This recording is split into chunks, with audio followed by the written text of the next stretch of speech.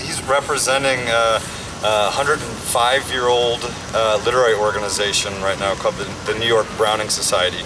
The Browning Society was founded actually way back in 1907. Say it again? The second oldest literary organization in New York? In the United States.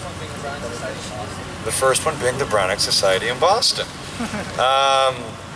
So for those of you who don't know the Brownings, Robert Browning and Elizabeth Barrett Browning, I actually think Elizabeth is kind of my favorite, I have to be honest. But Robert was still the man.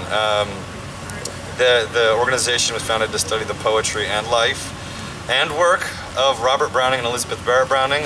Their programs reflect the extraordinary diversity of the interests of the writers, the restless intellects and they encompass most of the Victorian literature and culture, not just the two Brownings. I'd like to ask you all to please put your hands together and welcome Mr. Jimbo Brown to the stage. How are we doing? Stool sitting? I like it. Welcome everybody to Governor's Island. I, of course, am James Browning Keppel with the New York Browning Society. He just gave a pretty good introduction. What I'd like to do is just explain really quickly. We do a high school-wide poetry competition here in New York City where over 100 high schools in the New York City area are invited to participate. The 4 winners are invited to our annual luncheon at the National Arts Club for the remembrance of Robert Browning's birth on May 8th. It's pretty cool. And so what I'm going to do right now to introduce the society a little bit is I'm actually going to bring up the president of the New York Browning Society to say a few words. Mr. Stephen Downey, ladies and gentlemen.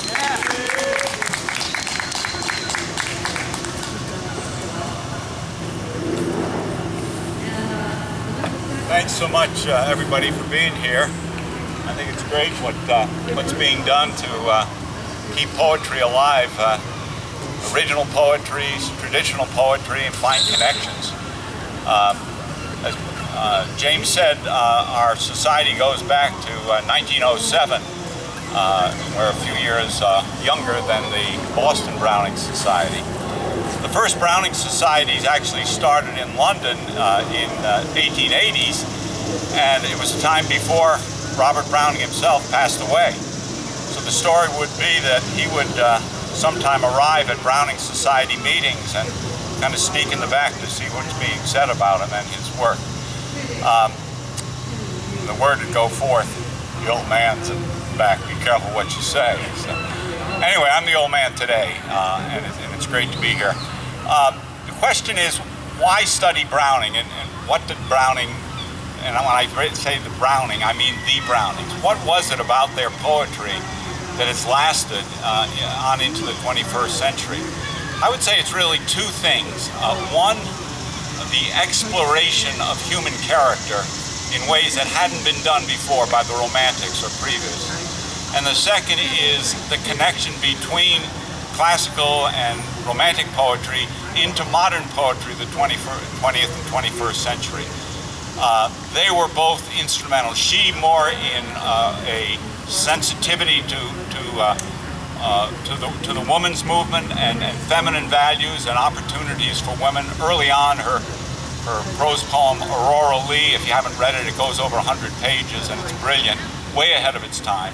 And he, in the way he explored the human psyche, particularly what I'd call the abnormal psyche, in ways that parallel what Freud, Jung, and the rest were doing psychologically.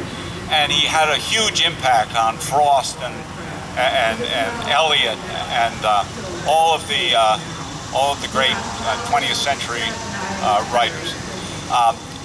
That's all I have to say, except welcome. I would love to have Jim come back on the podium now, and unless you want me to do something. Would you like to read a poem by Robert Browning? Well, yeah. Let's hear it for a Browning poem. Thanks.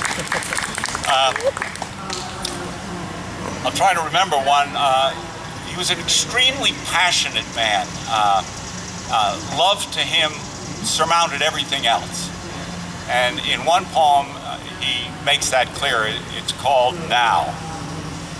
He says, out of your whole life, give but a moment. All of your life that has gone before, all to come after it, so you ignore, so you make perfect the present.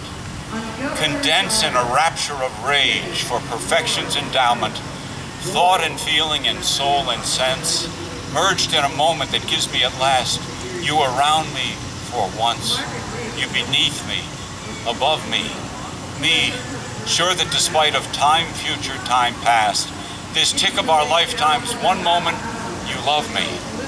How long such suspension may linger, ah sweet, the moment eternal, just that and no more. When ecstasy's utmost we clutch at the core, while cheeks burn, arms open, eyes shut, and lips meet.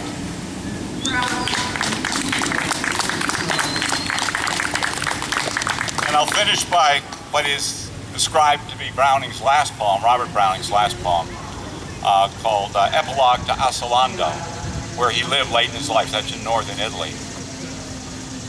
At the midnight in the silence of the sleep time, when you set your fancies free, will they pass to where by death fools think imprisoned? Lo, he lies who once so loved you, whom you loved so. Pity me? Ah, to love so, be so loved, yet so mistaken. What had I on earth to do with the slothful, with the mawkish, the unmanly? Like the aimless, helpless, hopeless, did I dribble being who? One who never turned his back, but marched breast forward. Never doubted clouds would break, never dreamed the right were worsted, wrong would triumph. Held we fall to rise, are baffled to fight better, sleep to wait. No, at noonday, in the bustle of man's work time, greet the unseen with a cheer, bid him forward, breast and back as either should be. Strive and thrive, cry speed, fight on, fare ever there as here. Which I take, he's looking back on earth from the beyond and saying, hey, have fun, it's competitive here too. Thank you.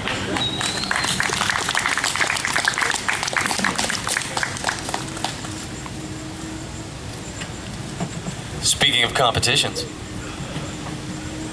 every year we have a poetry competition. I am the co-judge of the competition, the other judge being Stephen Motika out of the Poets House.